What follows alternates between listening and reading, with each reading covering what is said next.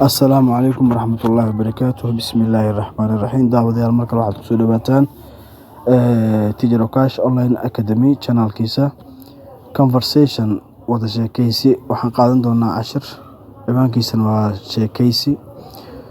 Why are you looking at me? Maxaad isoo fiirinaysaa? Really run ahaantii I wonder about you. Adiga ayaan kula yaabanahay. Why do you wonder about me? Maxaad ila yaabaysaa aniga?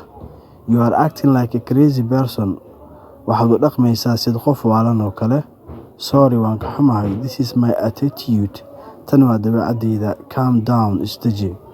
Why are you angry with me? Maxaad igu xanaaqaysaa aniga? Not so, sidaasi ma ahan. Your statement is offensive.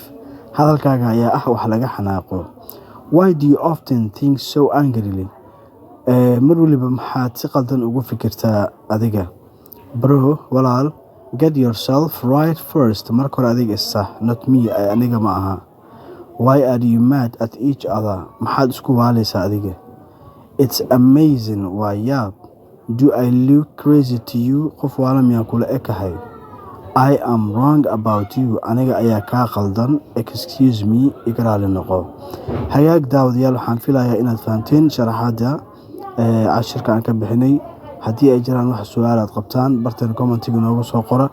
Wixii talo tusaale aan sidoo kale waan u baahannahay. Barta commentiga nagala soo wadaag.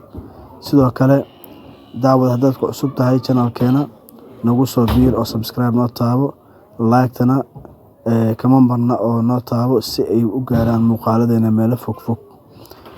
Sidoo kale daawadayaal aad baad u mahadsantihiin. Fadlan nagu soo biir.